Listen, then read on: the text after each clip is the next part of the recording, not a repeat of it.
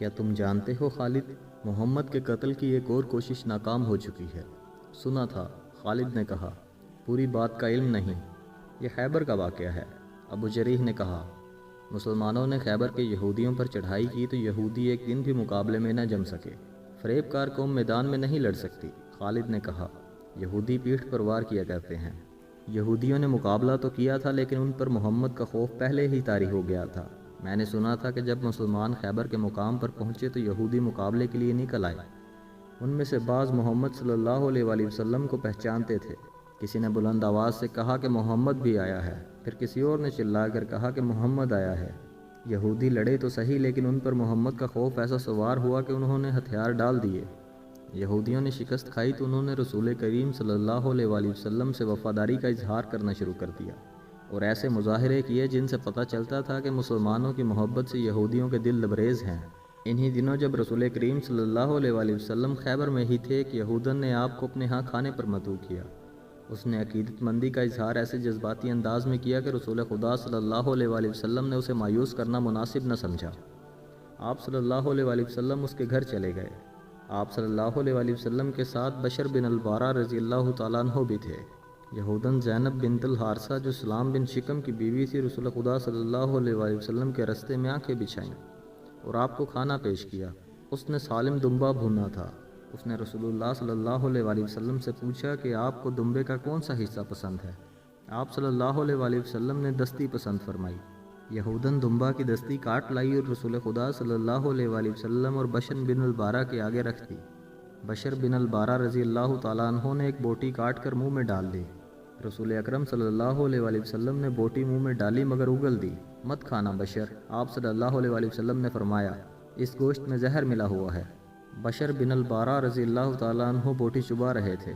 انہوں نے اگل تو دی لیکن زہر لاب دہن کے ساتھ حلق سے اتر چکا تھا۔ اے یہودن، رسول خدا صلی اللہ علیہ وآلہ وسلم نے فرمایا، کیا میں غلط کہہ رہا ہوں کہ تو نے اس گوشت میں زہر ملایا ہے؟ یہودن انکار نہیں کر سکتی تھی، اس کے جرم کا ثبوت سامنے آ گیا تھا۔ بشر بن بارہ رضی اللہ تعالیٰ عنہ حلق پر ہاتھ رکھ کر اٹھے اور چکرا کر گر پڑے۔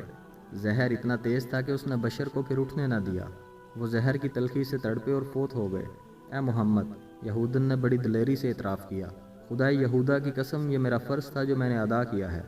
رسول اللہ صلی اللہ علیہ وآلہ وسلم نے اس یہودن اور اس کے خاوند کے قتل کا حکم فرمایا۔ ابن اسحاق لکھتے ہیں، مروان بن عثمان نے مجھے بتایا تھا کہ رسول خدا صلی اللہ علیہ وآلہ وسلم آخری مرض میں مبتلا تھے۔ آپ صلی اللہ علیہ وآلہ وسلم نے وصال سے 2-3 روز پہلے بشر بن البارہ کو جب وہ آپ صلی اللہ علیہ وآلہ وسلم کے پاس بیٹھی تھی فرمایا، بشر میں آج بھی اپنے جسم میں اس زہر کا اثر محسوس کر رہا ہوں جو اس یہودن نے گوشت میں ملایا تھا۔ میں نے گوشت چبایا نہیں تھا، اگل دیا تھا، مگر زہر کا اثر آج تک موجود ہے۔ اس میں شک و شبہ کی گنجائش نہیں کہ رسول اللہ صلی اللہ علیہ وآلہ وسلم کی آخری بیماری کا باعث یہی زہر تھا۔ محمد کو کوئی قتل نہیں کر سکتا، خالد نے کہا۔ آخر کب تک؟ ابو جریح نے کہا۔ اس کا جادو کب تک چلے گا؟ اسے ایک نہ ایک دن قتل ہونا ہے خالد، ابو جریح نے خالد کے قریب ہوتے ہوئے پوچھا۔ کیا تم نے محمد کے قتل کی کبھی کوئی ترکیب سوچی ہے؟ کئی بار، خالد نے جواب دیا۔ جس روز میرے قبیلے نے بدر کے میدان میں شکست کھائی تھی، اس روز سے محمد صلی اللہ علیہ وآلہ وسلم کو اپنے ہاتھ سے قتل کرنے کی ترکیب سوچ رہا ہوں، لیکن میری ترکیب کارگر نہیں ہوئی۔ کیا وہ ترکیب مجھے بتاؤ گے؟ کیوں نہیں، خالد نے جواب دیا۔ بڑی آسان ترکیب ہے، یہ ہے کھلے میدان میں آمنے سامنے کی لڑائی، لیکن میں ایک لشکر کے مقابلے میں اکیلا نہیں لڑ سکتا۔ ہم 3 لڑائیاں ہار چکے ہیں۔ خدا کی قسم، ابو جریح نے کہکا لگا کر کہا، میں نے کبھی نہیں سوچا تھا کہ ولید کا بیٹا بے وقوف ہو سکتا ہے۔ میں یہودیوں جیسی ترکیب کی بات کر رہا ہوں، میں دھوکے اور فریب کی بات کر رہا ہوں۔ محمد کو تم آمنے سامنے کی لڑائی میں نہیں مار سکتے اور تم اسے فریب کاری سے بھی نہیں مار سکتے، خالد نے کہا۔ فریب کبھی کامیاب نہیں ہوا۔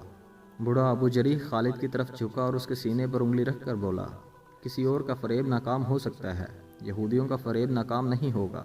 اس کی وجہ یہ ہے کہ فریب کاری یہودیوں کے مذہب میں شامل ہے۔ میں لئیس بن موشان کا دوست ہوں، کبھی اس کی بات سنو۔ وہ دانش مند ہے اور اس کی زبان میں جادو ہے، وہ تمہیں زبان سے مسحور کر دے گا۔ وہ کہتا ہے کہ سال لگ جائیں گے، صدیاں گزر جائیں گی، آخر فتح یہودیوں کی ہوگی۔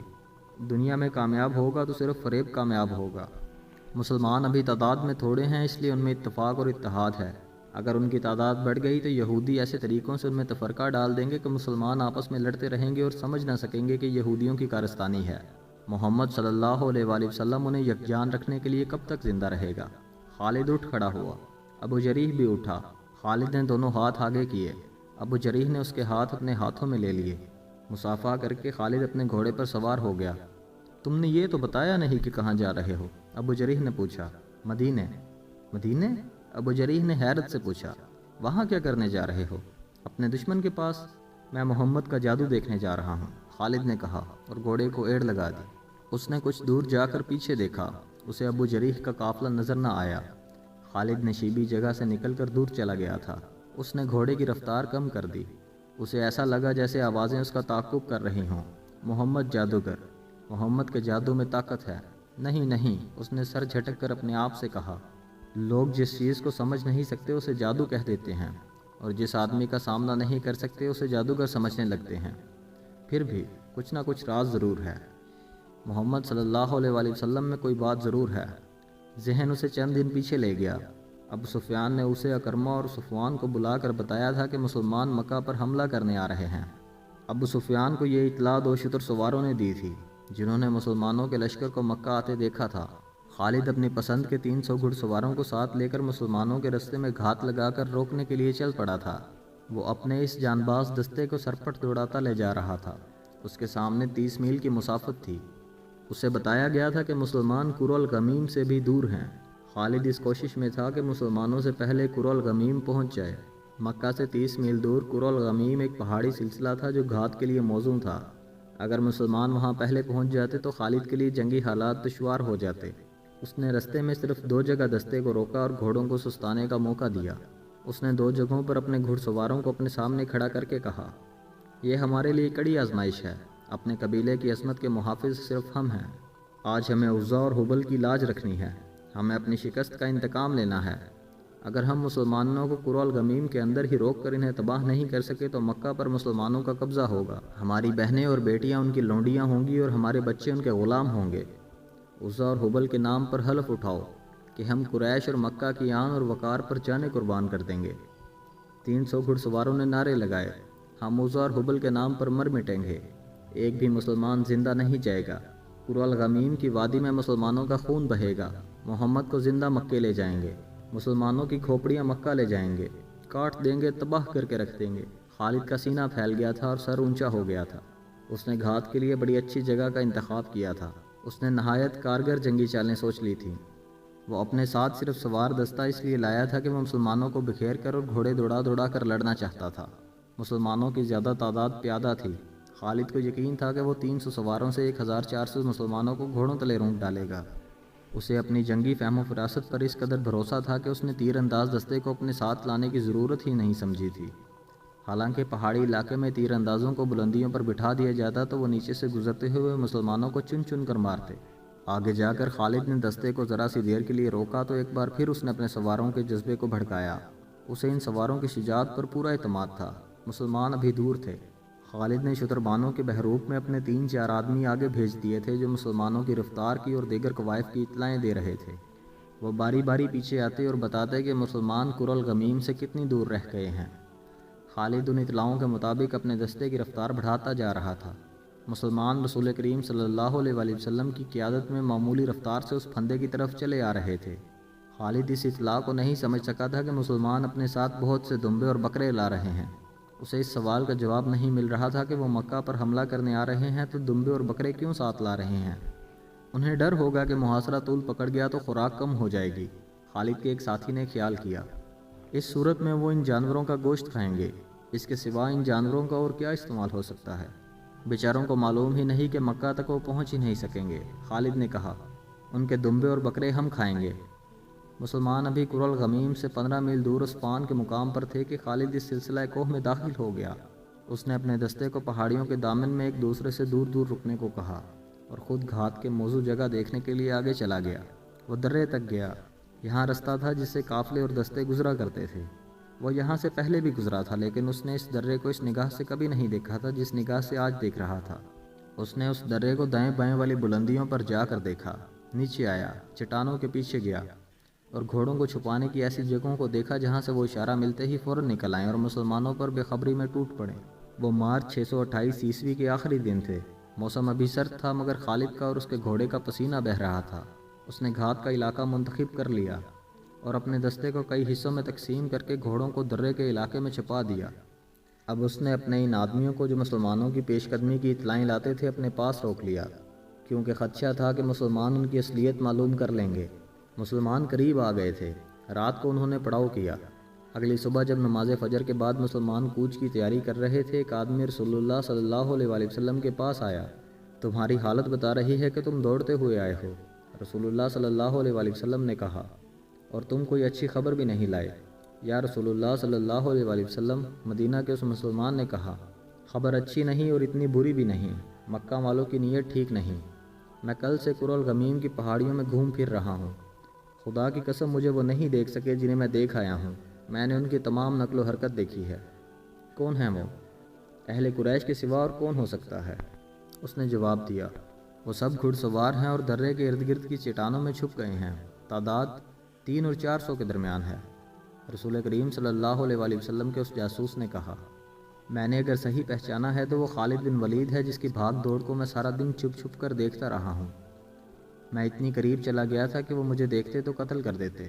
خالد نے اپنے سواروں کو درے کے ارد گرد پھیلا کر چھپا دیا ہے۔ کیا یہ غلط ہوگا کہ وہ گھات میں بیٹھ گئے ہیں؟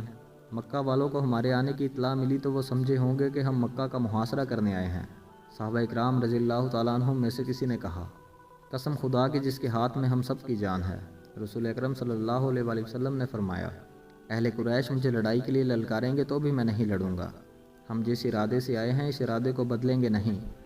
ہماری نیت مکہ میں جا کر عمرہ کرنے کی ہے اور ہم یہ دمبے اور بکرے قربانی کے لیے ساتھ لائے ہیں۔ میں اپنی نیت میں تبدیلی کر کے خدا ذوالجلال کو ناراض نہیں کروں گا۔ ہم خون خرابہ کرنے نہیں عمرہ کرنے آئے ہیں۔ یا رسول اللہ صلی اللہ علیہ وآلہ وسلم، ایک صحابی رضی اللہ تعالیٰ عنہ نے پوچھا، اگر وہ درے میں ہمیں روکیں گے تو کیا ہم پر اپنے دشمن کا خون جائز نہیں ہوگا؟ صحابہ اکرام رضی اللہ تعالیٰ عنہم رسول خدا صلی اللہ علیہ وآلہ وسلم کے ارد گرد اکٹھے ہو گئے۔ اس صورتحال سے بچ کر نکلنے کے طریقوں پر اور رستوں پر بحث و مباحثہ ہوا۔ رسول کریم صلی اللہ علیہ وآلہ وسلم اچھے مشورے کو دھیان سے سنتے اور اس کے مطابق حکم صادر فرماتے تھے۔ آخر رسول خدا صلی اللہ علیہ وآلہ وسلم نے حکم صادر فرمایا۔ آپ صلی اللہ علیہ وآلہ وسلم نے 20 گھڑ سوار منتخب کیے اور انہیں اس ہدایت کے ساتھ آگے بھیج دیا کہ وہ قرالغمیم تک چلے جائیں لیکن درے میں داخل نہ ہوں۔ وہ خالد کے دستے کا جائزہ لیتے رہیں اور یہ دستہ ان پر حملہ کرے تو یوں لڑے کہ پیچھے کو ہٹتے آئیں اور بکھر کر رہیں۔ تاثر یہ دیں کہ یہ مدینہ والوں کا ہر اول جیش ہے۔ ان 20 سواروں کو دعاؤں کے ساتھ روانہ کر کے باقی اہل مدینہ کا راستہ آپ صلی اللہ علیہ وآلہ وسلم نے بدل دیا۔ آپ صلی اللہ علیہ وآلہ وسلم نے جو راستہ اختیار کیا وہ بہت ہی دشوار گزار تھا اور لمبا بھی تھا، لیکن آپ صلی اللہ علیہ وآلہ وسلم لڑائی سے بچنے کی کوشش کر رہے تھے۔ ایک مشکل یہ بھی تھی کہ اہل مدینہ میں کوئی ایک آدمی بھی نہ تھا جو اس رستے سے واقف ہوتا۔ یہ ایک اور درہ تھا جو مسنی المرار کہلاتا تھا، اسے ذات الخنزل بھی کہتے تھے۔ رسول کریم صلی اللہ علیہ وآلہ وسلم اپنے ساتھیوں کے ساتھ اس درے میں داخل ہو گئے اور سلسلہ کوہ کے ایسے رستے سے گزرے جہاں سے کوئی نہیں گزرتا تھا۔ وہ راستہ کسی کے گزرنے کے قابل تھا ہی نہیں۔ خالد کی نظریں مسلمانوں کے ہر اول دستے پر لگی ہوئی تھیں، لیکن ہر اول کے یہ 20 سوار رک گئے تھے۔ کبھی ان کے 2-3 سوار درے تک آتے اور ادھر ادھر دیکھ کر واپس چلے جاتے۔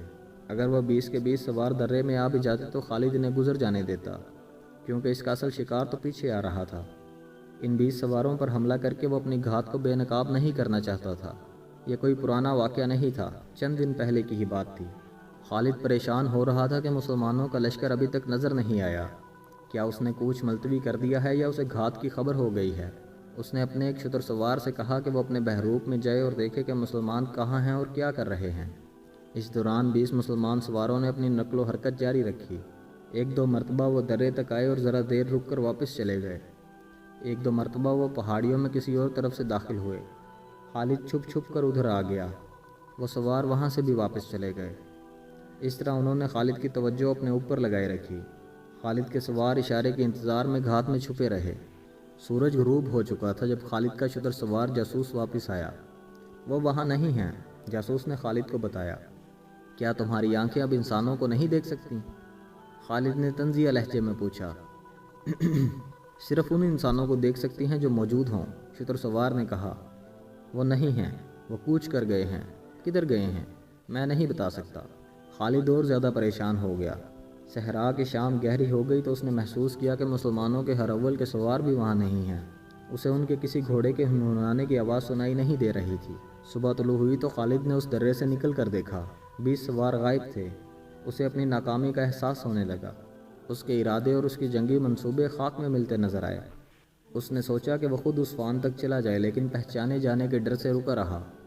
اس نے 2-3 آدمی اونچی پہاڑیوں پر بھیج دیے کہ وہ ہر طرف نظر رکھیں۔ دن آدھا گزر گیا تھا، اسے کوئی اطلاع نہ ملی۔ مسلمانوں کے ہرول کے 20 سوار بھی نظر نہ آئے۔ اسے توقع تھی کہ وہ آئیں گے۔ دوپہر کے لگ بھگ اس کا ایک سوار گھوڑا سر پر دوڑاتا اس کے پاس آ کر رکا۔ میرے ساتھ چلو، سوار نے تیز تیز بولتے ہوئے کہا۔ جو میں نے دیکھا ہے وہ تم بھی دیکھو۔ کیا دیکھا ہے تم نے؟ گرد، سوار نے کہا۔ خدا کی قسم وہ گرد کسی قافلے کی نہیں ہو سکتی۔